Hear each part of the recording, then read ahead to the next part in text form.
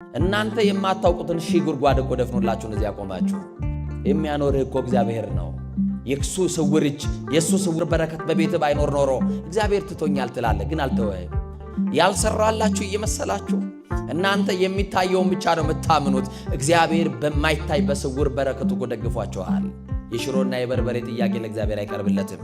እናንተ የእግዚአብሔር ገንዘቦቹ ናችሁ። የሚፈልጋችሁ እግዚአብሔር እናንተን ነው። ቀና ያርጋችሁ። አማኑኤል አንገት የሰበራችሁ ቀና ያርጋችሁ። ከሰው በታች የሆናችሁ ቀና ያድርጋችሁ። ቀና የጣላችሁ ቀና ያርጋችሁ። ጊዜ የተዋችሁ ቀና ያርጋችሁ። አማኑኤል ቀና ያርጋል በሰዓት። እግዚአብሔር ላይ ተስፋ አድርጉ። በእግዚአብሔር ተስፋ አይቆረጥም። እግዚአብሔር የዘጋው ነገር ካለ ራሱ ላይ መጠበቅ ነው። እንደ ዘካርያስ እግዚአብሔርን በማምለክ ጽና። እግዚአብሔር ሲጎበኝ እንደ ዮሐንስ ያለ ብሩሃን አይኖች ያሉት ልጅ ይሰጣል። ቢዘገይም በእርግጥ ይመጣል። ሊመጣ እግዚአብሔር እርግጠኛ ነው። ወገኖች እግዚአብሔርን ለምኑት። እግዚአብሔር ምንም የሚያሳጣችሁ የለም። አጣው ብለሽ አታልቅሽ። እግዚአብሔር መሰደብሽን እንዲያርቅልሽ በእግዚአብሔር ፊት ለፊት በጸሎት አልቅሽ። ሐና እንደታገሰች ታገሽ እንጂ እግዚአብሔር አንድ ቀንማ ሳይጎበኝሽ አይተውሽ። አንድ ቀንማ ቀና ሳያረግን አይተዋል። ቤተክርስቲያን ያገኛችሁትን ሰው ምን ሆንክ አትበሉት። ምን ያልሆነው ነገር አለ? ስንት ጉድለት ይዘን እኮ ነው የመጣ ነው። ስንት ነገር እንዲስተካከልልን እንፈልጋለን። እግዚአብሔር እኮ የሸፈነልን ብዙ ነገር አለ። አንገት ሰብራችሁ አትቀሩም። ይመጣል፣ ቀና ያረጋችኋል። ጠብቁት። እየተሰደባችሁም ቢሆን በየትኛውም የኑሮ ሸለቆ ውስጥ ገብታችሁም ቢሆን አማኑኤልን ጠብቁት። በዚህ በተወደደ በመዳን ሰዓት የምንሰማው የእግዚአብሔር ሐሳብ በዚህ በአንደኛ ሳሙኤል ምዕራፍ 1 ቁጥር 28 ላይ ያለውን መለኮታዊ ሐሳብ በማንሳት እንነጋገራለን። ለእግዚአብሔር የተሰጠ ይላል። እስቲ ከኔ ጋር በሉ፣ ለእግዚአብሔር በሉ የተሰጠ።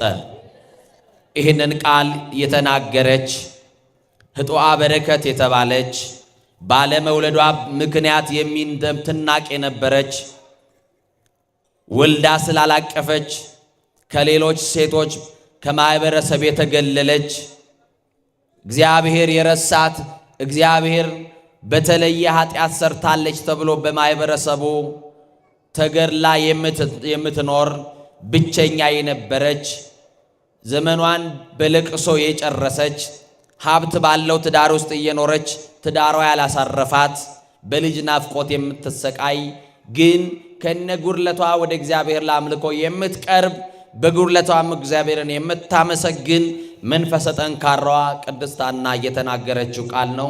እንደ ቅድስት ሐና እኛንም መንፈሰ ጠንካራ ያድርገ። የዚህ የትምህርታችን መሰረታዊ ዓላማ ለእግዚአብሔር መሰጠት የሚያስገኘው ጥቅምና ለእግዚአብሔር የተሰጡ ያገኙትን ክብር መግለጽ ነው። እግዚአብሔር ለሱ እንድንሰጥ አምላካችን መልካም ፈቃዱ ይሁንልን። አሁን ለማን ብትሰጡ ትመርጣላችሁ? ንገሩኝ። ግድ የለም እንደው አንድ የውጭ ዜጋ መጥቶ እኔ ያንተን ወጪ ሸፍኜ እንደ አባት ሆኜ ላኖርህ እንደ እናት ሆኜ ላኖርሽ ብሎ የውጭ ድል ቢያመቻች ትመርጣላችሁ? አትመርጡ? ኧረ ተው። የለም እድሉ ግን የውሸት ነው። ተውት። የለም እድሉ ከእድልም የተሻለ እድል አለ አይደል? ለማን መሰጠት? የማን ብትሆኑ ትመርጣላችሁ? በማን እጅ መውደቅ ትመርጣላችሁ? አቤት በእግዚአብሔር። ቅድስት ሐና መከረኛ ሴት ናት። ትዳር አላት፣ ሀብት አላት፣ ገንዘብ አላት፣ በቤቷ ሁሉ የሞላላት ሴት ናት። ግን አንድ ነገር ጎደለባት። ልብ አድርጉ ምእመናን፣ ሀብት ኖሯችሁ ንብረት ኖሯችሁ ቤት ሰርታችሁ ለሌላ የሚተርፍ ንብረትና ሀብት ብትይዙ ነገር ግን የሚወርሳችሁ ልጅ ብታጡ ለመኑ ዘዘገብነ ትላል። ለማን ነው የሰበሰብነው ትላላችሁ? አልብነ ውሉድ ልጅ የለንም፣ የሚወርሰን የለንም። ቤታችሁን ሙሉ የሚያደርግላችሁ ልጅ ነው። የሚወርሳቸው ከሌለ ብዙዎች ተስፋ ይቆርጣሉ። አንዳንድ ብርቶች ደግሞ እግዚአብሔር ፈቃዱ ስላልሆነ ልጅ ስላልሰጠን እስከ መጨረሻ እንጠብቀዋለን፣ እስከዛው ግን እንድንጽናና ሀብት ንብረታችን እንዲወርስ ብለው በማደጎ ቤት ያሉ ሕፃናትን ፈርመው ይወስዱና ያሳድጋሉ። በእነሱ ስም ይጠራሉ፣ መጨረሻ ወራሽ ያደርጓቸዋል። የሐና ግን ይገርመኛል። መከረኛ ሴት ናት። ሐዘን የማይለያት፣ ሳቋ ቅጽበታዊ፣ ስቃ ሳትጨርስ ለቅሶ የሚመጣባት። አልቅሳ ስትነሳ ደግሞ ጥቂት ደስታ የሚፈራረቁባት ሴት ናት። እንዲህ አይነት መከራ ውስጥ ያላችሁ ሰዎች አላችሁ። ልክ ደስ ብሏችሁ ተደስታችሁ ስቃችሁ ሳትጨርሱ ደግሞ ሌላ ለቅሶ የምታለቅሱበት ምዕራፍ ይከፈታል።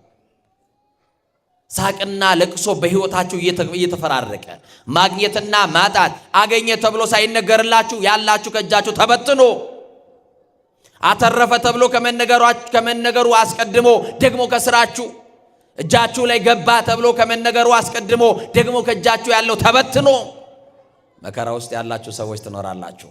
ሐና መከረኛ ሴት ናት።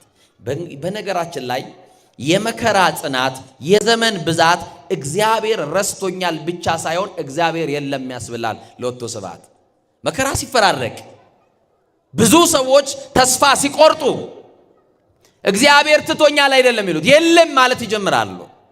በነገራችን ላይ የሰው ልጅ መከራው ጽኑ በሆነ ጊዜ ዘመን በራቀበት ጊዜ ለጥያቄው መልስ ሲያጣ ሶስት ነገሮች ይፈትኑታል። በሶስት ነገሮችም ይወድቃል። የሰማችሁኝ ነው? በስንት አልኳችሁ? በሶስት የሃይማኖት እንቅፋቶች ይወድቃል፣ ይደናቀፋል። ምንድናቸው ካላችሁኝ፣ አንደኛው እግዚአብሔር ረስቶኛል ማለት ይጀምራል። ማን ረስቶኛል? እግዚአብሔር ይረሳናል ወገኖቼ? ንገሩኝ እንጂ እግዚአብሔር ረስቶኛል ይላሉ።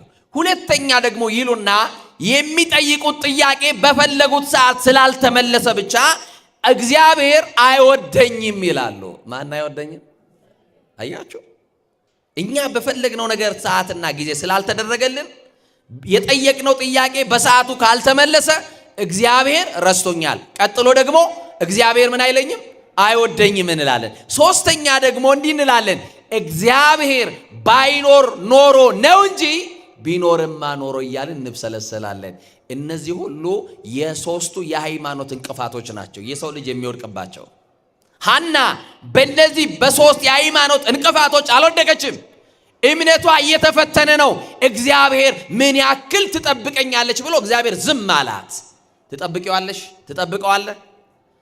ትዳር አለ፣ ጋብቻ ኦፊሻል የሆነ ዓለም የሚያውቀው ብዙ ሰዎች ተጠርተው በሰርግ ላይ ታድመው ይውለዱ ይክበዱ ብለው መርቀው፣ ግን ልጅ ላይኖር ይችላል፣ ልጅ ላይኖርሽ ይችላል።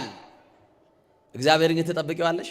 ምን ያክል ልጅ ትጠብቀኛለች ብሎ እግዚአብሔር አያችሁ። ሐና እግዚአብሔርን ትጠብቀዋለች። እግዚአብሔር በየትኛውም ጊዜና ሰዓት እንደሚሰራ ታውቃለች። ግን ሐናን ተስፋ የሚያስቆርጡ ጎረቤቱ ነበሩ። ሐናን ተስፋ የሚያስቆርጧት በዙሪያ የከበቧት ናት። የሰማችሁ ነው። በቃ አንቺ እግዚአብሔርን አሳዝነሽዋል፣ ለዚህ ነው ማጸንሽን የዘጋው ይሏታል። አንቺ በቅሎ ይሏታል። አንቺ ማትወልጂ ይሏታል። በብሉይ ኪዳን ሴቶች ካልወለዱ ሕጧ በረከት ይባላሉ። ርስት አያካፍሏቸውም። ወንዶቹ ይጠሏቸው ነበር። አያችሁ፣ ወደው እኮ አይደለም ሴቶቹ። ሴት ጠፍጥፋ እኮ ልጅ መስራት አትችልም። የባልና የሚስት ውጤት አይደለም ልጅ የሚያመጣው። በጎ ስጦታ ፍጹም በረከት ከሰማይ ብቻ ነው። ማን ሲከፍት፣ ማን ሲሰጥ፣ ማን ሲባርክ፣ ማን ሲፈቅድ? እግዚአብሔር። ሐና እግዚአብሔርን ትጠብቀዋለች። በቃ ጠብቁት በሕይወታችሁ። አሁን የዘገዩባችሁ ነገሮች ለጊዜው ስለማይጠቅማችሁ ሊሆን ይችላል። እናንተ በጠየቃችሁት ሰዓት እግዚአብሔር ያልመለሰው ልመናችሁን ሳይሰማ ቀርቶ አይደለም። እንደ ሐና ያለ መታገስ ካለ በቃ ሐና ሁሉ ጊዜ ጸሎቷ አንድ ነገር ነው። እየሰማችሁኝ ነው? እንደሚሰጣት ታውቃለች፣ እንደሚሰጣት ታምናለች። እግዚአብሔር እንደሚሰጣችሁ ታምናላችሁ። ግን የሚሰጣችሁ በእናንተ ሰዓት አይደለም። ግን የሚሰጣችሁ በእናንተ ጊዜ አይደለም። ግን የሚሰጣችሁ በእናንተ እቅድ አይደለም። ግን የሚሰጣችሁ በእናንተ ፕሮግራም አይደለም። የራሱ ቀን አለው። ቀን አለው በሉ እስቲ ሁላችሁ። እግዚአብሔር ቀን አለው አንተን ሊባርክ። እግዚአብሔር ቀን አለው አንቺን ቀና ሊያረግሽ። እግዚአብሔር ቀን አለው ቀን ሊያወጣልሽ። እግዚአብሔር ቀን አለው እንባሽን ሊያብስልሽ። እግዚአብሔር ቀን አለው የተዘጋው ሊከፍት። እግዚአብሔር ቀን አለው ከጨለማ ሊያወጣን፣ ከኑሮ በራ ውስጥ ሊታደገን። እግዚአብሔር ቀን አለው። ሐና የምትጠብቀው የእግዚአብሔርን ቀን እግዚአብሔር ላይ ጭምር ተስፋ እንድትቆርጥ በቃ እግዚአብሔር ረስቶሻል ይሏታል። ማን ረስቶሻል? እስቲ አይረሳንም በሉ እናንተ። ምን አይለንም? በጣም የሚገርማችሁ አንዳንድ ሰዎች እንዲህ ይላሉ፣ እኔ ጾማለሁ፣ እጸልያለሁ፣ ንስሐ ገብቻለሁ፣ ቆርባለሁ፣ ገዳም ሄዳለሁ፣ እመጸውታለሁ፣ እንዲያረጋለሁ፣ እንዲሰራለሁ እያሉ የሚሰሩትን የጽድቅ ሥራ እየዘረዘሩ እግዚአብሔር ግን ዝም ያለኝ ለምንድን ነው? እግዚአብሔር ረስቶኛል ይላሉ። ይቀጥሉና አሁንም እንዲህ አይነት በጎ ነገር እያደረጉ ነገሮቻቸው በጊዜ ሳይሳካ ይቀርና አሁንም ጥያቄያቸው ይረዝማል። በዚህ ዓመት ይከናወንልኛል ብሎ የሚጠብቀው ነገር እስከዛኛው ዓመት ይቀጥላል። በዚህ ዓመት እያለቀሰ የነበረ ሰው ለቅሶ እስከዛኛው ዓመት ይቀጥላል። እግዚአብሔር ይትቶኛል ያለው ሰው ቀጥሎ ደግሞ እግዚአብሔር አይወደኝም ማለት ይጀምራል።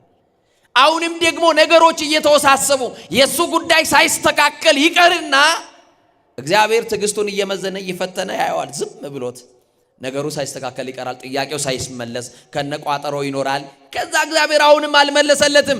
ይመልስና ምን ይላል? እግዚአብሔር ረስቶኛል፣ ቀጥሎ አይወደኝም ያለ እግዚአብሔር ባይኖር ኖሮ ነው ይልና በእግዚአብሔር ላይም ጭምር ተስፋ ይቆርጣል። አያችሁ፣ እኔ እኮ ጾማለሁ፣ እጸልያለሁ፣ ታዲያ የት አለ? ይሄው ለማይጾሙት ለማይጸልዩት እንደዚህ እግዚአብሔር እያረገላቸው አይደለም? መባረክ ቆርቆሮ መያዝ እንዳይመስልህ፣ መባረክ ቤት መስራት እንዳይመስልህ፣ መባረክ ሳንቲም ማጠራቀም እንዳይመስልህ። አያችሁ፣ እነዚህ ሁሉ የሚያልፉ ናቸው። የማያልፈውን የክርስቶስን መንግስት ፈልግ፣ እሱ ነው ትክክለኛው። ጥያቄያችን ትክክለኛ አይደለም። የስጋው ጥያቄ ቀድሞ የሚያልፈው። ለዚህ እኮ ነው የክብር ባለቤት ምንድን ነው ያለው? ጥያቄያችን ትክክል ስላልሆነ እናንተ የምትለምኑትን አታውቁም አለ። እየሰማችሁ ነው? ምን የምትሉትን? አዎ፣ አንድ እናት መታ ልጄን ግራ አዝማችና ቀኝ አዝማች አድርግልኝ እንዳለችው ሴት አያችሁ። አንዱን በግራ ቆም፣ አንዱን በቀኝ መኳንንት መሳፍንት አድርግ፣ ስልጣን ስጥልኝ። ይኸው ጥያቄያችን ከሽሮና ከበርበሬ ካልዘለለ በስተቀር አስቀድማችሁ መንግስቱና ጽድቁን ፈልጉን የተባል ነው። ምኑና ምኑን? መንግስቱና ጽድቁን። ወደ እግዚአብሔር መመለስ ይቅደም። አያችሁ፣ እናንተ ለእግዚአብሔር ገንዘቦች እስከሆናችሁ ድረስ ራሳችሁን ለእግዚአብሔር ስጡት። የዛ ጊዜ ለእግዚአብሔር የተሰጣችሁ ትሆናላችሁ። እየሰማችሁኝ ነው? ለማን የተሰጣችሁ? ለእግዚአብሔር። ትንቢተ ኢሳይያስ ምዕራፍ 58 ቁጥር 3 ላይ እንደዚህ ብለው አሉ። ጥያቄያቸው እስራኤል ዘሥጋ ሲቆይባቸው እግዚአብሔር የዘገየ ሲመስላቸው እንዲህ አሉ፣ ስለምን ጾምን አሉ። እስቲ በሉ። አያችሁ፣ ስለምን ጾምን? እንዲሁ ነው፣ በከንቱ ነው የለፋ ነው፣ በከንቱ ነው የደከም ነው። ይሄውና አሕዛብ አይጾሙም፣ ይሄው አሕዛብ አምልኮ የላቸውም። ለነሱ ግን እግዚአብሔር ምድራዊ በረከት እያደረገላቸው ነው። ዝም ብለን በከንቱ ጾመናል። ስለምን ጾምን ካሉ በኋላ እንዲህ አሉ፣ አንተም አልተመለከትንም አሉ። አንተ አልተመለከትከንም፣ እየጾምን አላየኸንም አሉ። ወገኖቼ፣ እግዚአብሔርማ አይቶን እኮ ነው። እኛ ከማናውቀው እሱ ከሚያውቀው እኮ እያተረፈ ነው ዛሬ ያደረሰን። እናንተ የማታውቁትን ሺህ ጉድጓድ እኮ ደፍኖላችሁን እዚህ ያቆማችሁ። ያልሰራላችሁ እየመሰላችሁ እናንተ የሚታየውን ብቻ ነው የምታምኑት። እግዚአብሔር በማይታይ በስውር በረከቱ እኮ ደግፏችኋል። ደሞዝን የሚያኖርህ አሁን 30 ቀን የሚያደርስህ ደሞዝ አለህ ወይ? ልጆች አስተምረህ ቤት ኪራይ ከፍለህ የምትኖርበት እውነት ደሞዝህ ነው? እውነት በቅቶህ ነው? የሚያኖርህ እኮ እግዚአብሔር ነው። የእሱ ስውር እጅ የእሱ ስውር በረከት በቤትህ ባይኖር ኖሮ እግዚአብሔር ትቶኛል ትላለህ፣ ግን አልተወህም። የሚመግብህ እግዚአብሔር ነው። የሚጠብቅህ እግዚአብሔር ነው። የሚንከባከብህ እግዚአብሔር ነው። ድብቅ ጸሎትን የሚሰማልህ ማን ነው? ስሙ ብሩክ ይሁን፣ እግዚአብሔር ነው። ወገኖቼ፣ በጣም የሚገርም ነው። አንተም አልተመለከትከንም፣ ሰውነታችንን ስለምን አዋረድን አሉ። አያችሁ፣ ሰውነታችንን ስለምን አዋረድን?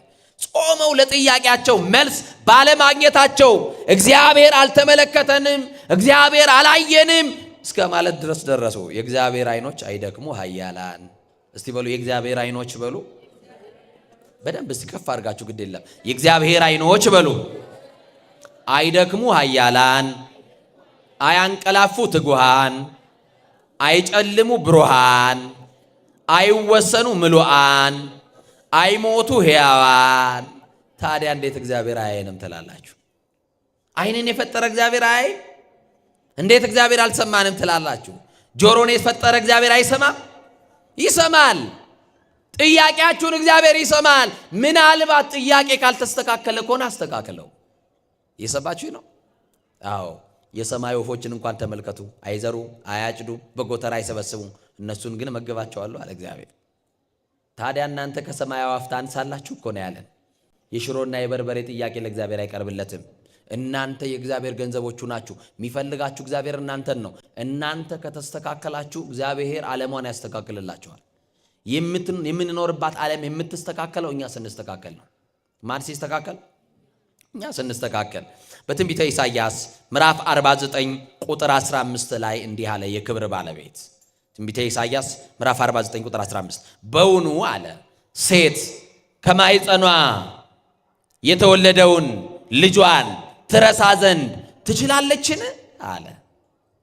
በውኑ ሴት ከማኅፀኗ የተወለደውን 9 ወር ከ5 ቀን በማኅፀኗ የተሸከመችውን መሪር እንባ አንብታ ያማጠችውን የተጨነቀችበትን ልጇን ትረሳ ዘንድ ትችላለችን? አዎ ትረሳ ይሆናል አለ። እስቲ በሉ አዎ ትረሳ ይሆናል በሉ። አንረሳም እያላችሁ ነው። እስቲ አዎ ትረሳ ይሆናል በሉ። መጽሐፉ ነው የሚለው። እኔ ግን አለ እግዚአብሔር በሉ። እስቲ እኔ ግን በሉ አልረሳሽም። ክብር ለመድኃኔዓለም ይሁን። እኔ ግን አልረሳሽም አለ። ሴት ግን አለ ከማኅፀኗ የተወለደውን የአብራኳን ክፋይ ትረሳ ዘንድ ትችላለች? አዎ ትረሳ ይሆናል አለ። ትረሳለች ብሎ አልደመደመም። ምንድን ነው ያለው? ትረሳ ይሆናል። እኔ ግን ምን አለ? አልረሳሽም አለ። በእግዚአብሔር የታሰበች የእግዚአብሔርን ቀን ብቻ የምትጠብቅ ሐና ትገርመኛለች። አንደኛ ሳሙኤል ምዕራፍ 1 ቁጥር 1 ላይ ታሪኳ ይጀምራል እንዲህ ብሎ በተራራማው አገር በኤፍሬም ከአርማቴ መሴፋ የሆነ ስሙ ሕልቃና የተባለ አንድ ኤፍሬማዊ ሰው ነበረ። ሚስቱ ደግሞ ሐና ትባላለች አለ። እስቲ ሐና በሉ። በቤተ ክርስቲያን ሐና ተብሎ ሲጽፍ ሲጠብቅና ሲላላ ትርጉሙ ሌላ ነው። ሐና እና ሃና የሰማችኝ ነው? የሰማችኝ ነው? አዎ ያ ከቀያፋው ጋር የነበረው ሃና ይባላል። እስቲ ሃና በሉ። ደግሞ ሃና አይደለም ያኛው፣ እሺ ሃና ነው። እችኛዋ ማናት? ሃና። ሃና ማለት ጸጋ ማለት ነው። እግዚአብሔር ጸጋ ይስጣችሁ። ለትሑታን እግዚአብሔር ጸጋን ይሰጣል አይደል? እና ይገርማችኋል፣ እግዚአብሔርን ከነችገሯ እግዚአብሔርን ከነጉድለቷ ተጠብቀው ነበረ። የትምህርታችን ርዕስ እንዳትረሱ። ለእግዚአብሔር ምን ያለ የተሰጠ በሉ። እስቲ ከኋላም የመጣችሁ ለእግዚአብሔር የተሰጠ በሉ። በኋላ ስጠይቃችሁ መለሱልኝ። ለማን የተሰጠ? ለእግዚአብሔር። እና ሐና ልጅ አልነበራትም። ደግሞ መጽሐፉ ቃል በቃል የሚናገረው እግዚአብሔር ማኅፀኗን ዘግቶ ነበር ይላል። በቃ እግዚአብሔር የዘጋው ነገር ካለ ራሱ ላይ መጠበቅ ነው። የሰማችሁኝ ነው? ዓለም ተስፋ እየተቆየ ያስቆረጠ፣ በጆሮ የሆነ ነገር የተናገረ፣ ከተማ ስትወጣ የሆነ ነገር የተናገረ፣ እግርና እግር እስኪማታ መንገድ እስኪጠፋብ ድረስ አረማመድ እስኪቀየር ድረስ መንገድ ላይ ዱካ ይዘው የተቀመጡ ሰዎች በአሽሙር አላሳልፍ እስኪሉ ድረስ ከማጣት የተነሳ ቅስምን ሊሰብሩ ይችላሉ። አሽሙረኞች፣ አሉባልተኞች፣ ሐሜተኞች ተሰብስበው በእግዚአብሔር ጭምር ላይ ተስፋ እንድትቆርጥ ያረጉክ ይሆናል። ሐናን የማይናገራት የለም። ሁሉ አፉን የሚያላቀቀው በሐና ላይ ነው። ሐና ምን ታርግ? ማኅፀኗን የዘጋው እግዚአብሔር ነው። ማን ነው? እግዚአብሔር የዘጋውን ደግሞ ሰው ተሰብስቦ አይከፍተውም። እግዚአብሔር የዘጋውን ጥበበኞች አይከፍቱትም። እግዚአብሔር የዘጋውን ማን ነው የሚከፍተው? ንገሩኛ። ስለዚህ የሐና ጉዳይ ያለው ማን እጅ ነው? ወንድሜ ያንተም ጉዳይ ያለው መድኃኔዓለም እጅ ነው። የኔና የናንተ ጉዳይ አስማተኛ እጅ አይደለም። ያንቺ ጉዳይ ያለው ጠንቋይ ጋር አይደለም። ልጅ የሚሰጥ አስማተኛ የለም አለ? ልጅ የሚሰጥ ጠንቋይ አለ? ልጅ የሚሰጥ ባለመድኃኒት አለ? ልጅ የማስጦታ ነው ብላችኋል የእግዚአብሔር። ስለዚህ ሐና እግዚአብሔርን ከነጉድለቷ ተጠብቀዋለች። የጎደለ ነገር እኮ አለ ወንድሜ። አዎ ለጊዜው ተቸግራል፣ ተጨንቃል። በችግር ሰዓት ደግሞ ወዳጅ ምን እንደሆነ ተምረህበታል። የጓደኛ ልክ አውቀህበታል። ዘመድ ምን እንደሆነ ጓደኛ ጉደኛ እንደሆነ አይተህበታል፣ ተምረህበታል። ግን ግድ የለም ከነጉድለት እግዚአብሔርን ጠብቀው። የመጣ ቀን ግን እግዚአብሔር ይክሳል። የመጣ ቀን ግን የጎበኘህ ቀን ግን እግዚአብሔር ለዘላለም ቀና ያረጋል። እንዳትወድቅ ቀና ያረጋል። ላታዘም ላትሰበሩ እግዚአብሔር ይደግፋችሁ። ለዘላለም ይደግፈን መድኃኔዓለም። ምን ይበለን? ይደግፈን መድኃኔዓለም። ይገርማችኋል፣ ከነጉድለቷ እግዚአብሔርን ጠበቀችው እና አንድ ቀን ስድቡ በረታባት። በቃ ሲበረታባት ባሏን አማከረችውና በእኔ የተነሳ አንተ ስለምን ትሰደባለህ? እግዚአብሔር ማኅፀኔን ዘግቶታል። የኔ ችግር ነው። ችግሩ ያለው እኔ ጋር ነው። ስለዚህ በእኔ የተነሳ መሰደብ ስለሌለብህ የምትወልዷን አምጣና አግባ፣ ግን ልጆቿን በእኔ ጭን ላይ ትውለድ። ልክ ልጅ እንዳለኝ እጽናናለሁ፣ አልቀየምም ብላ ነገረችው። ይሄን የምታረግ ብርቱ ሴት አለች? ንገሩኝ በማርያም። ይሄን የምትል ጠንካራ ሴት አለች? ካለች እንደ ሐና ተገኝታለች ማለት ነው። አያችሁ፣ አንድ 3 ዓመት ጠብቅ ትዳር ውስጥ ልጅ ከሌለ ማን እንደሚገባ ታውቃለህ? ጓደኛ አይደለም፣ ከጎረቤት የሚቀርማል፣ ቤተ ዘመድ ይመጣል። እንዴ ሌላ የምትወልዷ ሞልታ አይደል ብሎ የሚያማክሩት።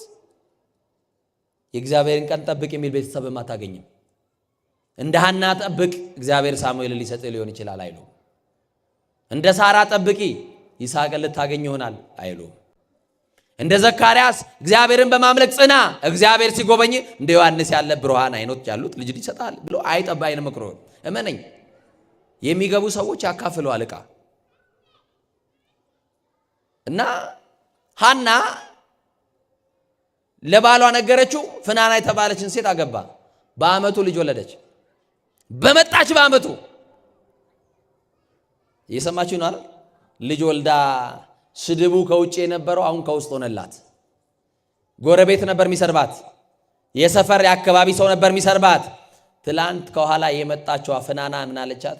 አንቺ እግዚአብሔር የረገመሽ በቅሎ፣ እግዚአብሔር ማኅፀንሽን የዘጋ የከለከለሽ እያለች ትሰርባታለች።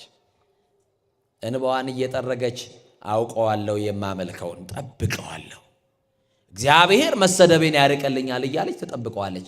ጠብቁት። እየተሰደባችሁም ቢሆን በየትኛውም የኑሮ ሸለቆ ውስጥ ገብታችሁም ቢሆን አማኑኤልን ጠብቁት። ቢዘገይም በእርግጥ ይመጣል። ሊመጣ እግዚአብሔር እርግጠኛ ነው። እንመጣለን ብለው ተስፋ የሰጧችሁ ሰዎች ሊቀሩባችሁ ይችላል። አማኑኤል ግን ሊመጣ እርግጠኛ ነው። ይመጣል። አንገት ሰብራችሁ አትቀሩም። ይመጣል። ቀና ያረጋችኋል። የተዘጋውን ሊከፍታል፣ የደረቀውን ማኅፀን ያለመልማል። በልጅ ናፍቆት ለምትሰቃዩትም ይደርስላችኋል። እና ጭኗ ላይ የወለደች የፍናና ልጅ እየተንከባከበች ደግሞ ሌላኛው ዓመት ላይ ልጅ ወለደች። ሌላኛው ዓመት ላይ ልጅ ወለደች። ቤቱ ልጅ በልጅ ሆነ። አንዱም ግን በእግዚአብሔር ዓይን አልታየላትም። ታዲያ ልጅ ምንድን ነው ጥቅሙ? ሺህ ብትወልዱ ጥቅሙ ምንድን ነው? ቤቱ ልጅ በልጅ ቢሆን ምንድን ነው ጥቅሙ? መዓት ብትወልዱ ምንድን ነው ጥቅሙ? በእግዚአብሔር ዓይን ያልታየ ልጅ ብትወልዱ። እግዚአብሔር ልጆቻችሁን ካልባረከላችሁ የእናቱን ጉሮሮ እኮ ነው የሚያንቀው ሲያድግ። የአባቱን አናት እኮ ነው የሚመታው ካደገ። አያችሁ፣ ሐና የምትጠብቀው እግዚአብሔር እንዲህ እያለች ነው የምትለምነው። ከሰጠኸኝ ላንተ ሰጥሃለሁ ትለዋለች። የትምህርታችን ርዕስ ምንድን ነው? አቤት ለማን የተሰጠ? ከሰጠኸኝ ትለዋለች። እኔ ብቻ መሰደቤን አርቅልኝ። ሐና የምታመልከው እግዚአብሔር የተዘጋን ይከፍታል ይበሉልኝ። ጠላት አንደበታቸውን ይዝጉልኝ። እኔን የሰደቡ ሁሉ ይፈሩ። እግዚአብሔር ባረካት ይበሉ። እግዚአብሔር ጎበኛት ይበሉ። እግዚአብሔር በልጅ ባረካት ይበሉ። ያንተ ስም ብቻ በእኔ ይጠራ። በእኔ ሕይወት ውስጥ ያንተ ስም ይክበር ይግነንልኝ። አማኑኤል ሆይ እባክህ፣ እግዚአብሔር ሆይ እባክህ እያለች ተለምነዋለች። እንዲህ እያሉ የሚለምኑ ብዙ ሴቶች አሉ። በየገዳሙ እየሄዱ እግዚአብሔር እንደጅ እየጠኑት አያችሁ። ከቅዳሴ በኋላ ተአምረ ማርያምን በጀርባ አድርጉልኝ አባቴ፣ አንድ ሰላም ለኪ ድገሙልኝ እያሉ የሚጸልዩ እህቶች አሉ። በእምነት ሆነው እንደ ሐና መሰደባቸውን ችለው በቤተ ዘመድ በቅርብ ሰው አያችሁ። ምላስ አጥንት የለውም፣ አጥንት ይሰብራል። ከእሾ የበለጠ ቃል እያመጡ እየወጓቸው ልባቸው የደማባቸው ሴቶች፣ ለቅሶ ከቤታቸው ያልተለየ በልጅ ናፍቆት የሚሰቃዩ ሕፃን ልጅ በእናቶቻቸው ትከሻ ሲያዩ ዓይናቸው በንባ የሚሞላ በጣም ብዙ ሴቶች ይኖራሉ። ማን ያያቸዋል? ማን ይጎበኛቸዋል? ሐና እንደጠበቀች ብቻ ጠብቂው እንጂ እግዚአብሔርን። ሐና እንደታገሰች ታገሽ እንጂ እግዚአብሔር አንድ ቀንማ ሳይጎበኝሽ አይተውሽም። አንድ ቀንማ ቀና ሳያረግን አይተወንም። እና ይገርማችኋል፣ ሐና ቤቱን ልጅ በልጅ አድርገዋለች። አንዱም በእግዚአብሔር ዓይን አልታየም። አንድ ቀን በዓመት ልምድ ነበራቸው። ወደ እግዚአብሔር ወጥተው ወደ ተራራሙ ወደ መገናኛው ድንኳን ይወጡና መስዋዕተ እግዚአብሔር ይሰዋሉ። የዛን ቀን ሐና ጸሎት ነበራት። እየሰማችኝ ነው? ለብቻዋ ከእግዚአብሔር ጋር የምትገናኝበት ጸሎት አለ። ለሰው ማትነግረው የተሰደበችውን ስድብ ያላገጡባትን ማላገጥ የሚያወሩባትን አሽሙር ስድብ ይሄ ሁሉ ነገር ጠግባለች። ለባሏ ማትነግረውም የምትነግረው ለእግዚአብሔር ነው። ምን ብላ? መሰደቤን አርቅልኝ ትለዋለች። ምንን? እግዚአብሔር ስድብን ያርቅልን፣ መሰደቤን አርቅልኝ፣ ስም በኔ ይጠራ፣ ሐናን እግዚአብሔር አሰባት ይበሉኝ እያለች ለእግዚአብሔር ለተነግረው ዘወር ስትል ርግቦች ከልጆቻቸው ጋር ሲጫወቱ ተመለከተች። እነማን አልኳችሁ? ለነዚህ ለግዕዛኖቹ ልጅ የሰጠ በአርአያና በአምሳል ለፈጠርከው ለኔ ምን ነው እግዚአብሔር ተውከኝ? ምን ነው የኔ ጌታ እኔንስ በልጅ ብትባርከኝ አለችና ለእግዚአብሔር እንባዋን በእግዚአብሔር ፊት ማርገፍ ጀመረች። እንባ ጥቅም አለው። የእናቴ ልጅ አጣው ብለሽ አታልቅሺ። እግዚአብሔር መሰደብሽን እንዲያርቅልሽ በእግዚአብሔር ፊት ለፊት በጸሎት አልቅሺ። አለቀሰች፣ አነባች። ወደ እግዚአብሔር ከመገናኛው ድንኳን ወይም ከመቅደሱ የሚወጣው ካህን ሲያያት ሐናን ሲመለከታት እንባዋ እርግፍ ይልሃል። ከናፍሮቿ እየተንቀሳቀሱ የምትለው ነገር ለሰው አይሰማም። ከማን ጋር እያወራች ነው? ንገሩኛ። ከእግዚአብሔር ጋር። አንዳንድ ቀን ክፍት ብሎ እንመጣና ቤተ ክርስቲያን ገና በር ላይ ስንደርስ በቃ እንባ አይቀድመንና እናለቅሳለን። አንዳንድ ሰዎች ደግሞ ያዩና መከፋታችን ምን ሆንሽ ይሉናል። ቤተ ክርስቲያን ያገኛችሁትን ሰው ምን ሆንክ አትበሉት። ምን ያልሆነው ነገር አለ? ስንት ጉድለት ይዘን እኮ ነው የመጣ ነው። ስንት ነገር እንዲስተካከልልን እንፈልጋለን። እግዚአብሔር እኮ የሸፈነልን ብዙ ነገር አለ። ቢስተካከልልን ብለን የምንመኛቸው ነገሮች እኮ አሉ። መከራችንን እኮ በጥርሳችን ነክሰን ነው ዛሬም ያለ ነው። ከነ ችግራችን እኮ ነው ያለ ነው። ያልተፈቱ ችግሮች እኮ በቤታችን አሉ። ይሄ ሁሉ ነገር ይዘን ነው በቤት ያለ ነው። እናለቅሳለን። በቃ ምናለቅሰው እግዚአብሔር እንባችንን እንዲያብስልን፣ ለቅሶን ከቤታችን ለዘላለም እንዲያርቅልን፣ እግዚአብሔር የደስታን መንፈስ በቤታችን እንዲያደርግልን ነው። እናለቅሳለን። በቃ አለቀሰች። ካህኑ ግን ምን አላት? የወይን ጠጅ ጠጥተሽ ነው አይደል ስካር አይተውሽም አላት። የሚያጽናናት ካህን አስለቀሳት። መለሰና መጠገን የነበረበት ደግሞ ደገመና ሰበራት። አንዳንድ ጊዜ እኛ ራሱ ማጽናናት አንችልም። አያችሁ፣ መፍረድ ይቀናናል። ምን ሆንሽ ልጄ ማለት ሲችል ካህኑ የወይን ጠጅ ጠጥተሽ አላት። እሷም በትትና መለሰችለት። ይገርማል። እኔና እናንተ የሌለን ትዕግስት ነው ሐና የነበራት ትዕግስት። ካህኑ አባቴ የወይን ጠጅና የሚያሰክር መጠጥ በፍጹም አልጠጣሁም፣ እኔን የሚያስለቀሰኝ ምን እንደሆነ ታውቃለህ አባቴ? ማጣት አለችው። ምን አለችው? ወገኖቼ ማጣት እኮ ያስለቅሳል። ዘመድ ራሱ እንዲጠላን ያደርጋል። ወዳጅ ባይዱ ዘመዱ ባይድ ይሆንብናል። አያችሁ፣ ሲኖራችሁና ሳይኖራችሁ እኮ ሰው እኩል አይደለም። ሰላምታውም ከበሬታውም ሁሉ ነገር እኩል አይደለም። የሚያስለቅሰኝ ማጣት ነው።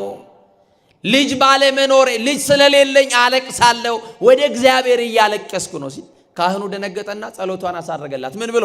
እግዚአብሔር ይስማሽ አላት። እግዚአብሔር ይስማችሁ። እግዚአብሔር ጸሎታችሁን ይስማ። እግዚአብሔር ይስማሽ አላትና ጸሎቷን አሳረገላት።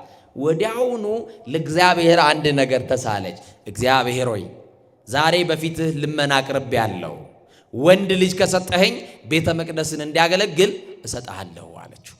ሴትም ልጅ ብትሆን ለራሴ አላደርግም፣ እኔ የምፈልገው የተዘጋውን እንድትከፍትልኝ፣ የደረቀውን እንድታለመልምልኝ፣ መሰደቤን እንድታርቅልኝ ነው። ሴትም ብትሰጠኝ ማይ ቀድታ፣ መስወፍ ሰፍታ፣ መጋረጃ ሰርታ ቤተ መቅደስ ታገለግላለች። ወንድም ከሆነ ላንተ ለአገልግሎት ሰጠዋለሁ አለች። ለእግዚአብሔር የተሰጠ ይሆናል፣ ለእግዚአብሔር እሰጠዋለሁ አለች። ወገኖቼ ልጆቻችሁ ለእግዚአብሔር ስጡ። ምንድን ነው ለእግዚአብሔር መስጠት? እንዴት ነው ለእግዚአብሔርስ መስጠት? አሁን ለእግዚአብሔር ስጡ ብትባሉ እንኳን ልጆቻችሁን ኪሳችሁ ውስጥ ያለውን 10 ብር እኮ ይከብዳቸዋል አይደል? እሱም በጭንቅ ነው። እሱም በአቦ በስላሴ ነው የምንፈለቀቀው አይደለ? በስንት መከራ ታገለን። ልጆቻችን ለእግዚአብሔር መስጠት ምን ማለት ነው? በፈሪያ እግዚአብሔር ማሳደግ። አንተ የእግዚአብሔር ነህ እያሉ ከልጅነት መንገር። አንተ ለእኔ ሳትሆን ለማን ነው የምትጠቅመው እያሉ መንገር። ንገሩኛ። በቃ ያገለገልከው አምላክ ደግሞ በሰማይ ዋጋ ይከፍላል። የኔ አባትነት በሞት ይገታል። አባትነቱ ዘላለማዊ የሆነ ማን አለህ እያሉ መንገር። ንገሩኝ እንጂ እግዚአብሔር አባትህ ብቻ አይደለም እናትህም ጭምር ነው እያሉ ለልጆች መንገር አስተምሯቸው። ግብረ ገብ አድርጓቸው። እግዚአብሔርን መፍራት አስተምሯቸው። ልጆቻችሁን ለእግዚአብሔር ስጡ፣ በቅዱስ ቁርባን እንዲቆዩ። አዎ 7ኛ ክፍል እስኪደርሱ እኮ ልጆቻቸው አይቆርቡላችሁ አይደል? ምን ገጥሟችሁ ነው ብለግቹ ግን እናንተ አትጠይቋቸው። ሚኒስትሪ ከተፈተኑ በኋላ እናንተ ልጆች አይቆርቡም። ምን ገጥሞ ነው ብላችሁ ግን አትጠይቋቸው። ለእግዚአብሔር ስጧቸው። የሰማችሁ ነው። ለማን? ለእግዚአብሔር። እና አንድ ቀን ይህንን ጸሎት ጸልያ ወደ ቤቷ ስትመለስ ከባሏ አወቃት። የዛን ዕለት ጸነሰች። ሐና ጽንሷ እየታወቀ መጣ። ከቤት መውጣትን እምቢ አለችና ተሸሸገች። ከየት መውጣት? አሁን ለምን እንደሆነ ታውቃላችሁ? እውነት በማይጸኔ ያለው ልጅ ነው። ወልጄ በዓይኔ እስካይ ወልጄ በእጄ እስካቅፈው ጡት እስካጠባው ድረስ አያችሁ የልጄን ድምፅ እስክሰማ ድረስ እሸሸጋለሁ ብላ እግዚአብሔር የሚሰራውን ስራ 9 ወር ከ5 ቀን ከመንደር ውስጥ ተደበቀችና በቤት ውስጥ ሐና እነሆ ያማረ ወንድ ልጅ ወለደች። ስሙንም እንዲህ አለችው፣ እግዚአብሔርን ለምኜዋለሁ ስትል ሳሙኤል አለችው። ማንን ለምኜዋለሁ አለች? ማንን ለምኜዋለሁ አለች? እግዚአብሔርን። ወገኖች እግዚአብሔርን ለምኑት። እግዚአብሔር ምንም የሚያሳጣችሁ የለም። እግዚአብሔርን ለምኜዋለሁ አለችና ስሙን ሳሙኤል አለችው። ከዛስ እሱም ለእግዚአብሔር የተሰጠ ይሆናል አለች። ለማን የተሰጠ? ለእግዚአብሔር። ይሄ ልጅ የእግዚአብሔር ክብር የተገለጠበት ልጅ ነው። ከማይፀን ጀምሮ ለክብሩ የተለየ ልጅ ነው አለች። የአብራካችሁን ክፋይ እግዚአብሔር ለክብሩ ይለይላችሁ። እሱን እንዲያገለግል በፊቱ ባለሞገስ አድርጎ እግዚአብሔር ለክብሩ ብቻ ይለይላችሁ። ለዚህ ዓለም አይደለም፣ ለእግዚአብሔር ለመቅደሱ ይለይላችሁ። አሜን በሉ እንጂ እንዴ! አሜን። እንደው እሱም ደግሞ ክፍያ አለው። እግዚአብሔር ከሁላችን ጋር ይሁን። ከዛ በኋላ ሳሙኤል አደገ። ምን አለ? አደገ። ሳሙኤል ካደገ በኋላ ሐና ለእግዚአብሔር የገባችውን ስለት አሰበች። ታመት ትጸልያለህ፣ ታመት ትሳላለህ። አማኑኤል ሆይ ዛሬን አሳልፈኝ፣ የዛሬ ምሽት ብቻ ተወኝ እንጂ ብለን እንሳላለን። ከዳንን በኋላ ግን ስለታችንን እናስገባም አይደለ? ብቻ ይሳካልኝ ብለን በወጣው ታቦት በየምንሳለመው ቤተክርስቲያን ሁሉ ስለት አለን። ከተስተካከለልን በኋላ ግን እግዚአብሔር ረሰዋለን። ሐና ግን እግዚአብሔርን አረሳችው። መሰደቧን ያረቀላትን እግዚአብሔርን፣ የተዘጋውን የከፈተላትን እግዚአብሔርን፣ ህጧ በረከት ተብላ ትረገም ትሰደብ የነበረችዋን ሐናን ያሰባትን እግዚአብሔርን አለ ይሄንን ልጅ በቤቴ ካደረኩት እኔን ይለምደኛል፣ ጠረኔን ይለምዳል። ስለዚህ እኔን በደንብ ሳይለምደኝ ለማልስተዋለች። ይሄ ልጅ ለእግዚአብሔር የተሰጠ ነው። ስለዚህ ወደ መቅደሱ መመለስ አለብኝ። ይሄ ልጅ የእግዚአብሔር ገንዘብ ነው፣ ለኔ አይደለም አለች። የማ ገንዘብ ነው አለች? እናንተ እኮ የእግዚአብሔር ገንዘቡ ናችሁ፣ በወርቅ ደሙ የተገዛችሁ፣ በከበረ ደሙ ፈሳሽነት የተዋጃችሁ፣ የተቤዣችሁ፣ ውድ ዋጋ እኮ ነው ያለባችሁ። የክርስቶስ ደም እኮ ተከፍሎላችኋል። የእግዚአብሔር እኮ ሀብቱ ናችሁ። ከወርቅ ከብር የምትበልጡ በዚህ ዓለም ነገር ሁሉ ያለው ዋጋ የማይተምናችሁ። አያችሁ፣ ዋጋችሁን ግን አውቃችሁታል። ዋጋችንን እንወቅ። የክርስቶስ ደም ነው ዋጋችን። ከኃጢአት ያነጻን የክርስቶስ ደም፣ ከበደል ያነጻን የክርስቶስ ደም የእኛና የእናንተ ዋጋችን። ስለዚህ ወደ ለክብሩ መልሰዋል። ወደ ቤተ መቅደስ ይመለሳለች። ወደ ቤተ መቅደስ ሳሙኤልን ይዛው እንዲህ አለች፣ ጸና ልቤ በእግዚአብሔር አለች። ልቤ በእግዚአብሔር ጸና አለች። እስቲ ልቤ በእግዚአብሔር ጸና በሉ። ድገሙና ልቤ በእግዚአብሔር ጸና በሉ። ልባችሁን በሃይማኖት ያጽናላችሁ። ልቤ በእግዚአብሔር ጸና፣ ቀንዴ በፊቴ ከፍ ከፍ አለ አለች። በፊት አንገቴን ሰብሬ ሄዳለሁ፣ ዛሬ ግን አምላኬ ሆይ መሰደቤን አድቀ ቀና አደረከኝ አለ። ቀና ያርጋችሁ አማኑኤል። አንገቴ ሰበራችሁ ቀና ያርጋችሁ። ከሰው በታች የሆናችሁ ቀና ያድርጋችሁ። ቀና የጣላችሁ ቀና ያርጋችሁ። ጊዜ የተዋችሁ ቀና ያርጋችሁ። አማኑኤል ቀና ያርጋል በሰዓት።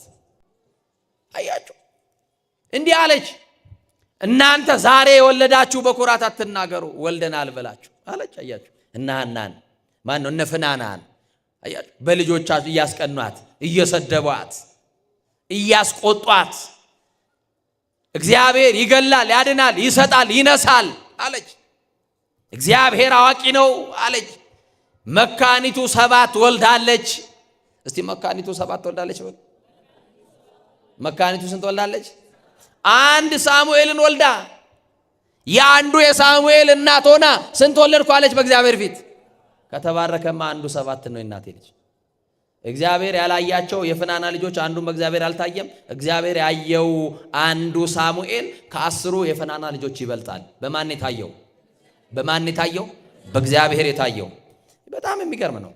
ቅድስት ሐና ትንቢት ነው የተናገረችው። ምን ብላ? መካኒቱ 7 ወለደች ብላ የተናገረችው ይላሉ የብሉይ ኪዳን ሊቃውንት። ሐና ሳሙኤልን ከወለደች በኋላ 5 ልጆች ወልዳለች። 5 እና 1 ደግሞ 6 ነው። አሁንም 7 ማለቷ ትክክል አይደለም አይደል? ሳሙኤልን እንደ 2 አይተዋለች እንጂ እንደ 1 ልጅ አላየችውም አሉ። እንደ ስንት አይተዋለች? እንደ ስንት አይተዋለች? ይኸው ክህነቱን እንደ 1 ምስፍናውን እንደ 1 አይታ 2 ልጅ ነው እንጂ 1 ልጅ አይደለም አለች። እንደ ስንት አየችው? ስለዚህ ከ5ቱ ልጆች ጋር ሳሙኤል እንደ 2 ልጅ ተቆጥሯል። ስንት ወለድኩ አለች? 7። ሌላው ደግሞ ትንቢት ነው፣ ለአዲስ ኪዳን ትንቢት። በአዲስ ኪዳን የነበረችዋን ኤልሳቤጥ ልክ እንደ ሐና እግዚአብሔር ማኅፀኗን የዘጋት ባሏ እግዚአብሔርን የሚፈራ እግዚአብሔርን የሚያገለግል ካህኑ ዘካርያስ መስዋዕተ እግዚአብሔር ይሰዋል፣ ያሳርጋል። በቤተ መቅደስ በቅንነት እግዚአብሔርን ያገለግላል። ጻድቅ ነበረ፣ ግን ልጅ አልነበረውም። ሁለቱም በእግዚአብሔር ፊት ጻድቃን ነበሩ።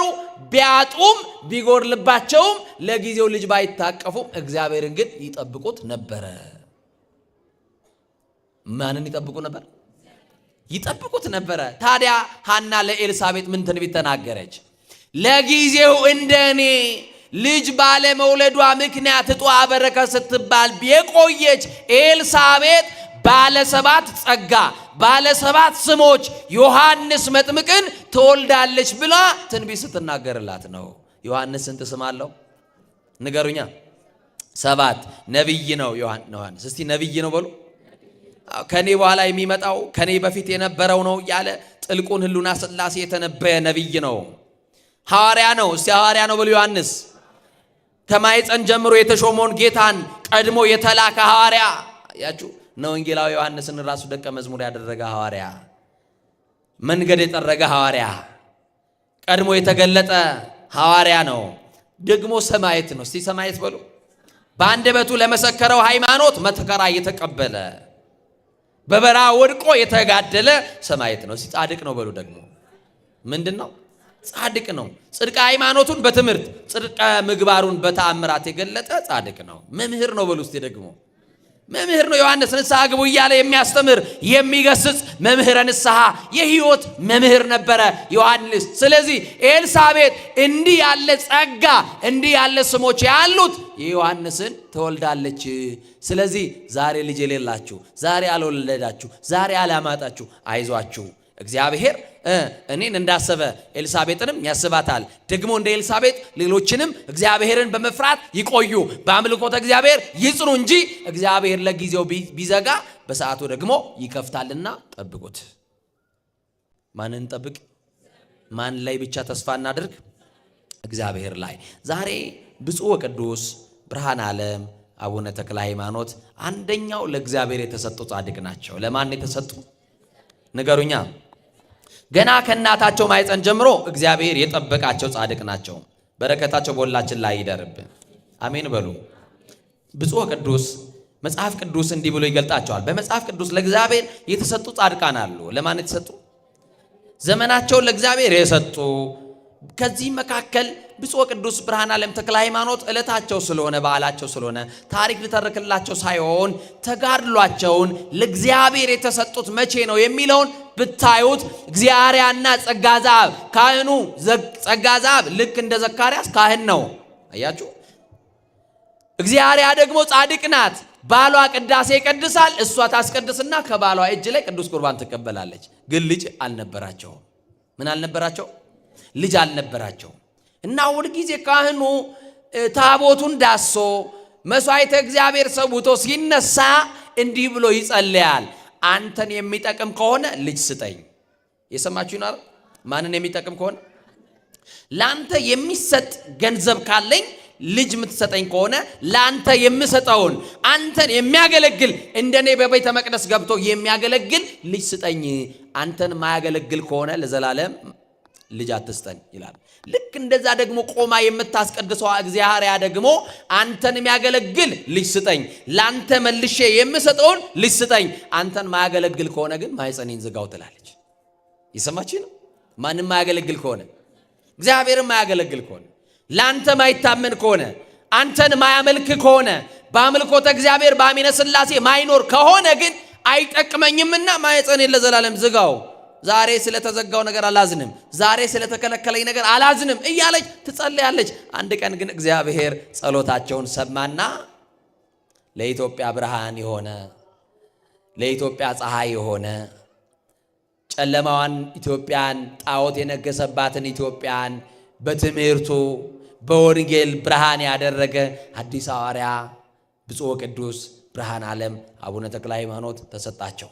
የተሰጣቸውን ጸጋ ዛብና እግዚአብሔር መለሱና ለእግዚአብሔር ሰጡ። ይሄ ለእግዚአብሔር የተሰጠ ነው አሉ። ለማን? ለእግዚአብሔር ከተሰጠ በኋላ ተክለ ሃይማኖት በምናኔ በርትቶ ናላው እስከሚፈስ ድረስ የጸለየ ነው። እንደ መንኮራኩር የሰገደ ነው። እግሩ እንደ ዝሆን እግር እስኪያብጥ ድረስ ቆሞ የጸለየ ነው። የጣመ የላመ ያልበላ ነው። የዚህን ሀብት ንብረት ያልተመኘ ነው። ስጋና ወይን ባፉ ያልቀመሰ ነው። በገድል በትሩፋት የተጠመደ ነው። ለቅንድቦቹ እንቅልፍን ያልሰጠ ነው። ይጸልያል፣ ይሰግዳል፣ ያለቅሳል። ከአስሩ ማዕረጋት የደረሰ ነው። ለሽፋሽፍቶቹ ረፍት ያልሰጠ ነው። ትጉ መናኛ አባት ነው። ዘውትር ከቅዱሳን መላእክት ጋር እንደ ባልንጀራ ይነጋገራል። ዞሮ በሚያስተምርበት ቦታ ታቦተ ማርያምን ይዞ ይዞራል። ጣዖታትን ድል ያደርጋል። እመቤቴ ድል አረግሽልኝ ብሎ ድንግል ማርያምን ያመሰግናታል። እሷም ተገልጣ ትባርከዋለች። ደግሞ የማይለየው ታላቅ መልአክ ነበረ። ስሙ ሚካኤል የሚባል መልአክ ይጠብቀው ነበረ። እኛንም ይጠብቀን። በገድል በትሩፋት ተክለ ሃይማኖት ተክልዬን ያጸናው ነበረ።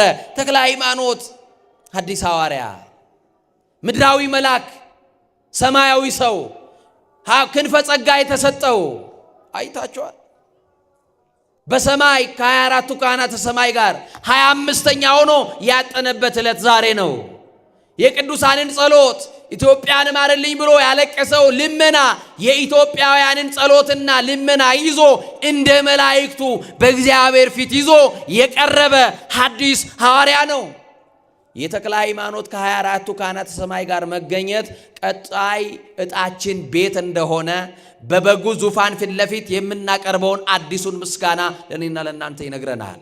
ካህናት አገልግሎታቸው ምድራዊ እንዳልሆነ በምድር እንደማይቀር በሰማይ ደግሞ ከቅዱሳን ጋር ህብረት እንደምናደርግ በዙፋኑ ፊት ለፊት ለታረደው በግ ቅዱስ ቅዱስ ቅዱስ እያሉ አዲሱን የበጉን ቅኔ ለሚያመሰግኑ ይላል ራዕየ ዮሐንስ ምዕራፍ 5 ራዕየ ዮሐንስ ምዕራፍ 7 ላይ እንደተጻፈው ቅዱሳኑ እልፍ ጊዜ እልፍ ሺህ ጊዜ ሺህ ሆነው በፊቱ ለበጉ ይዘምሩለታል፣ ያመሰግኑለታል። ምስጋና ውዳሴ ክብር ለሚገባው ለኃያሉ ለገናናው ለእግዚአብሔር ምስጋና ይሰጣሉ። እኔና እናንተም ይችን ዓለም አሳልፈን እግዚአብሔር ያዘጋጀልን መንግሥት ስንወርስ ከቅዱሳን መላእክት ጋር በበጉ ዙፋን ፊት ለፊት ለታረደው በግ ለኢየሱስ ክርስቶስ ምስጋና እናቀርባለን። መዳረሻችንን ጠንቅቀን የምናውቅ ነን። ከሞት በኋላ ምን እንደሚጠብቀን በሰማይ ያለንን ክብር ከቅዱሳን በላይ ይሁን። በጣም የሚገርማችሁ ዘኢተገብረ ለመላእክት ተገብረ ለካህናት፣ ለመላእክት ያልተቻለው እኮ ለእግዚአብሔር ተችሎ ለካህናት ተችሏቸዋል። አቡነ ተክለ ሃይማኖት እኮ ክንፍ አብቅለው እንደ መላእክት ይሄዱ። አያችሁ፣ አንድ ቦታ ለመሄድ አንድ ቦታ ለመድረስ እንደ አይን ጥቅሻ ፈጥነው ደመና ጠቅሰው ይሄዳሉ። ደብረ አስቦ ቁጭ ብለው የአቡነ አረጋዊን ጸሎት ለመቀበል ደብረ ዳሞ የሚሄዱት በደመና ነበረ። ክንፈ ጸጋም የተቀበሉት በዛው ገዳም ነበረ። በገመድ ሲወርዱ ገመዱን ሰይጣን ቀንቶ ቢቆርጥባቸው እግዚአብሔር ደግሞ ክንፍ አብቅሎላቸው አብሯቸዋል።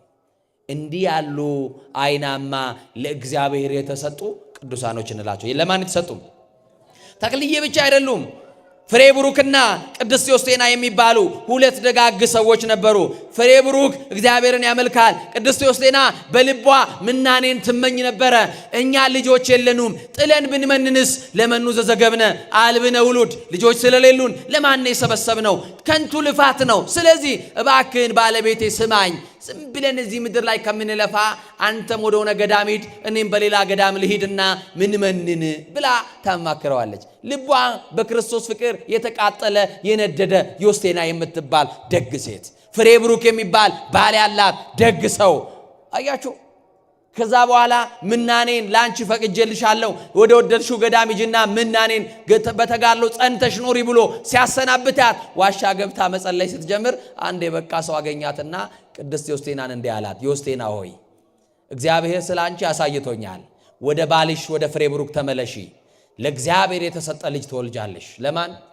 ዘመኑ ሁሉ ለእግዚአብሔር የሆነ እግዚአብሔርን በፊቱ የሚያገለግል እንደ መላእክቱ በፊቱ የሚዘምር ከምስጋና ውጪ ሌላ የማያውቅ ኢትዮጵያን በጸሎቱ የሚያስምር ይቅርታ ለኢትዮጵያ ሕዝብ ይቅርታን የሚለምን የተወደደ ደግ አባት ትወልጃለሽ።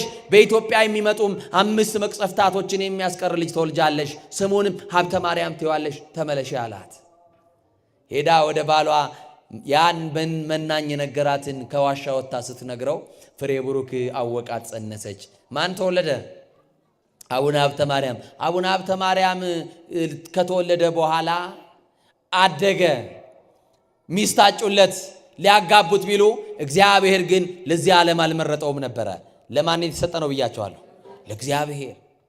ከዛ በኋላ ቅዱስ ሚካኤል ይጠብቀው ስለነበረ፣ ድንግል ማርያም ታነጋግረው ስለነበረ ፍሬ ብሩክን ሄደና እኔ የክርስቶስ ሙሽራ ነኝ፣ ማግባት አልፈልግም፣ እባካችሁ ተውኝ ብሎ ሲነግራቸው እምቢ ብሎ በግድ ሲያጭለት በመብረቅ ፍሬ ብሩክ ሞተ። ከዛ በኋላ ቅድስት ዮስቴና የእግዚአብሔር በጎ ፈቃድ እንደሆነ አወቀች። ይሄ ልጅ የእግዚአብሔር ሙሽራ ነው ብላ ተናገረች። የማ ሙሽራ ነው? በዛ ሰዓት በ12 ዓመቱ ደብረ ወገግ ወይም ደግሞ አሰቦት ገዳም ወደሚባል አቡነ ሳሙኤል ጻድቁ ወዳሉበት ታውቁታላችሁ። ገዳሙን አሰቦት ሥላሴ በዚህ በሐረር መንገድ ወደዛ ገዳም የአቡነ ተክለ ሃይማኖት ደቀ መዝሙር ወዳሉበት ወደ አቡነ ሳሙኤል ገዳም መንንና አቡነ ሳሙኤል ለ12 ዓመት በገዳሙ አገለገላቸው። ሀብተ ማርያም እመቤታችን ተገልጣ ታነጋግረው ነበረ። ብዙ ተአምራት በእጁ ታደርግለት ነበረ። አባ ሳሙኤል ምስክርነት መሰከረለት። ምን ብሎ? ይሄ ሕፃን ለእግዚአብሔር የተሰጠ ነው፣ የእግዚአብሔር ጸጋ ያለበት ነው። ለማን የተሰጠ? ለእግዚአብሔር። አቡነ ሀብተ ማርያም ብቻ አይደለም፣ ስምዖንና አቅሌስያ የሚባሉ ሁለት ደጋግ ሰዎች ልጅ ባለመውለዳቸው 30 ዓመት እግዚአብሔርን የጠበቁ። 30 ዓመት መጠበቅ እኮ ከባድ እኮ ነው። 30 ዓመት አንድ ልጅ ወልደክ አስተምረ አስመርቀ የምትድርበት ሰዓት ነው። 30 ዓመት ሙሉ ግን እግዚአብሔርን ጠበቁት። ማንን ጠበቁት? እስቲ 30 ዓመት በትዳራቸው ልጅ ሳይኖራቸው የጠበቁ ሰዎች ይወልዳሉ ብሎ የሚያምን ሰው አለ? ከዚህ በኋላ እግዚአብሔር በእነሱ በኩል ዘር ያስቀጥላል ብሎ የሚያስብ ሰው አለ? የለም። ሙቀት ልምላሜ ተለይቷቸዋል፣ ከዚህ በኋላ አይወልዱም ብሎ ሰው ሁሉ ተስፋ ያስቆርጣል። እግዚአብሔር ላይ ተስፋ አድርጉ፣ በእግዚአብሔር ተስፋ አይቆርጥም። 30 ዘመን ጠበቁና ከ30 ዘመን በኋላ የ30 ዓመት ጥያቄያቸውን ገብረ ሕይወትን ገብረ መንፈስ ቅዱስ ወልደው ጥያቄያቸው ተመለሰላቸው። እግዚአብሔር ጥያቄያችሁን የሚመልስ ልጅ ይስጣችሁ። አንዳንድ ቀን አይታወቅም፣ በጣም ችግርና መከራ ውስጥ እያላችሁ ልጅ ይመጣል። እኔ እንደዚህ አይነት አስቸጋሪ ሁኔታ ውስጥ እያለሁ እንዴት ልጅ መጣ ምን ይሻላል ብላችሁ ትጨነቃላችሁ አይደል? ታስባላችሁ፣ ሰው ታማከራላችሁ። ይሄ ጽንስ እንዴት ነው? አንዳንድ ክፉዎች ይቋረጥ ይላሉ። እንዲህ ያለውን ክፉ ሐሳብ ይሰርዝላችሁ። ይቋረጥ የሚላል አይደለም ይላል ደግሞ አይናማ ሰው። እግዚአብሔር የገለጠለት ማን ያውቃል? ይሄ ልጅ የኔና የናንተ የተዘጋው እድላችን በዚህ ልጅ ቢከፈትስ፣ የተዘጋው እንጀራችን ቢከፈትስ፣ ይሄ ልጅ እድላም ሆኖ እንጀራ የምንበላበት የጥያቄያችን መልስ ቢሆንስ ብለው ያስቡና አይ ይወለድ ይላሉ። ልጅ የምናሳድግበት ሳይኖረን የሚል ሐሳብ ይመጣል። የሚያሳድገው እግዚአብሔር ነው፣ ይወለድ ይላሉ። እውነትም እግዚአብሔር ያሳድጋል፣ ልጁ ይወለዳል። ሲወለድ የማያውቁት የሥራ በር ይከፈታል፣ የማያውቁት የበረከት በር ይከፈታል፣ የማያውቁት የሆኑ በሮች ይከፈቱና ይሄ ልጅ እድላም ነው ይላሉ። ማን ነው ነገር? ግድ የለም እድላም በለው እስቲ። እንዲህ የሚባል ልጅ የለም አይደል? ልጅ ውስጥ እድላም ይባላል። ገዳም ልጄ እሱ ነው ልጄ ስራ አገኘው የሚሉ እናቶች አሉ። ገዳም ገርማቸዋል። የኔ እናት እኔ ወልዳ ነው ስራ ያዘችው። ደሞ ስለኔ ገዳም ልል አይደለም እና የእውነቴን ነው የምላችሁ። እንዲህም አይነት ሰው አለ። እግዚአብሔር ገዳሞቹን ይስጣችሁ በሕይወታችሁ። ስለዚህ ለእግዚአብሔር ምን ያለ ይሆናል አለ። እስቲ የተሰጠ በሉ። ለእግዚአብሔር ምን ያለ ይሆናል? የተሰጠ።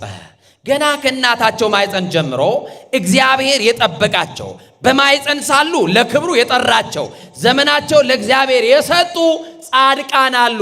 እንደማን? እንደ ሳሙኤል። ሳሙኤል ምን አለችው? ለእግዚአብሔር ለምኘው ሰጥቶኛል ብላ እግዚአብሔር ስለሰጣት የሰጣትን ለእግዚአብሔር መልሳ ሰጠችው። ለማን ሰጠች? ሳሙኤልም በእግዚአብሔር ፊት ማደግ ጀመረ ይላል። እግዚአብሔር በፊቱ ያሳድገን። አሜን በሉ። በቁመት አይደለም ማደግ ወገኖች። እግዚአብሔር በሞገስ ያሳድጋችሁ፣ በጸጋ ያሳድጋችሁ፣ በመንፈሳዊ ሕይወት ያሳድጋችሁ። ስጋዊ ደማዊ ፈቃዳቸውን ድል ነስተው እንስሳዊና ምድራዊ ግብርን በመንፈስ ቅዱስ ሰይፍ ቆርጠው ጥለው በአኗኗራቸው መላእክትን መስለው ይሄንን ዓለም የናቁ በእግዚአብሔር በታመኑ መጠን መንፈቀ ህብስት እየወረደላቸው ዛፍ እንዲያፈራላቸው ቶራ እንዲታለብላቸው ስነ ፍጥረት እንዲገዛላቸው ያደረገላቸው እግዚአብሔር ለእግዚአብሔር የተሰጡትን ነው። ለማን የተሰጡትን? ለእግዚአብሔር የተሰጡትን። ለምሳሌ እነ አባ ዮሐኒ፣ እነ ገብረ መንፈስ ቅዱስ፣ እነ አባ ሳሙኤል ዘዋልድባ፣ እነ ተክለ ሃይማኖት ዛፍ ያፈራላቸው ነበር። እየሰማችሁ ነው? ዛፍ ያፈራላቸው ነበር። ቶራ ትታለብላቸው ነበር ሚዳንቋ። ይሄንን ሁሉ ያደረገላቸው ለእግዚአብሔር የተሰጡ ስለሆኑ ነው። ለማን የተሰጡ? የሚገጥማቸውን መከራ እንደ ተድላ ሐዘናቸውን እንደ ደስታ ቆጥረው ለሰማያዊ ዋጋ ለዘላለማዊ ጸጋ አጥብቀው ተጋለው ፈጣሪያቸውን አስደስተውታል። ጌታን በፍጹም ድካም ያገለገሉ እና አቡነ ተክለ ሃይማኖት ናቸው። ጌታን በብሉይ ኪዳን በፍጹም ጸጋ ያገለገለ እስከ ሽበት እስከ እርጅና እስራኤላውያንን የጠበቀ በጸሎቱ ሳሙኤል ነው። ሳሙኤል በእርጅናው ሰዓት ኑዛዜ እኮ ሲናዘዝ አባታችን ሳሙኤል እባክህ አትተወን፣ አንተ ከተለየህን መንገድ ሁሉ ይጠፋናል። አያችሁ፣ አባት ከሌለ፣ ሽማግሌ ከሌለ፣ ተቆጪ ከሌለ፣ መካሪ ከሌለ መረን ነው የሚሆነው ህዝቡ። ታውቃላችሁ አይደል? ሽማግሌ ያሳጣን በእውነቱ። እባክህ ሽማግሌው አባታችን በሞት አትለየን ብለው ሳሙኤል በእርጅናው ሰዓት አለቀሱና ለመኑት። እሱ ሊሞት ነው፣ እየተናዘዘ ነው። ግን አንድ ነገር አላቸው፣ እኔ ብለያችሁ የማይለያችሁ እግዚአብሔር አለ አላቸው። ማን አለ አለ? እስመ እግዚአብሔር እይገድፎሙ ለህዝቡ በእንተ ቅዱስ ስሙ። እግዚአብሔር ህዝቡን አለ ስለ ታላቅ ስሙ አይተወውም። አይዟችሁ እኔ ብተዋችሁ አይተዋችሁም እግዚአብሔር አላቸው። እኔ በሞት ብላይ እግዚአብሔር አይለያችሁ፣ ስለዚህ አይዟችሁ አላቸው። ምን አላቸው? አይዟችሁ። ስለዚህ ጌታን በፍጹም ድካም ያገለገሉ እና አቡነ ተክለ ሃይማኖት ለእግዚአብሔር የተሰጡ ናቸው። ሩጫቸውን በድል የተወጡ ናቸው። በእግዚአብሔር ዘንድ ብፁዕ የሚያሰኝ ሥራ የሰሩ ናቸው። የእርሱ በሆነ ሁሉ ፈውሰዋል። እግዚአብሔር ብዙ ታምራትን በእጃቸው አድርጎላቸዋል። እንደ ዓይን ብሌን ደግሞ የሚጠብቃቸው ናቸው። በጠባብ ጎዳና ለመሄድ የቻሉ ናቸው። ዓለምንና መላዋን የናቁ ናቸው። በዓለም ያለውን የሥጋውን አምሮት የዓይን ፍላጎት ሁሉ የተው ናቸው። መንግሥተ ሰማያት ደግሞ ለነሱ የተገባቻቸው ነበረ። የማያልቅ የማይነጠቅ ዘላለማዊ ጸጋን የተጎናጸፉ አንደኛው የኔና የናንተ አባት በጸሎታቸው ያልተለዩን ሀገራችንን ኢትዮጵያን ቃል ኪዳን ያሰጧት ብፁዕ ቅዱስ ብርሃነ ዓለም አቡነ ተክለ ሃይማኖት ናቸው። በረከታቸው ይደርብን። ዛሬም እኔና እናንተን መንገድ ጠፍቶን አቅጣጫ ጠፍቶን በሸለቆ ውስጥ ወድቀናልና ካለንበት አዘቅት ውስጥ ሁሉ ጻድቁ በጸሎታቸው ያወጡን።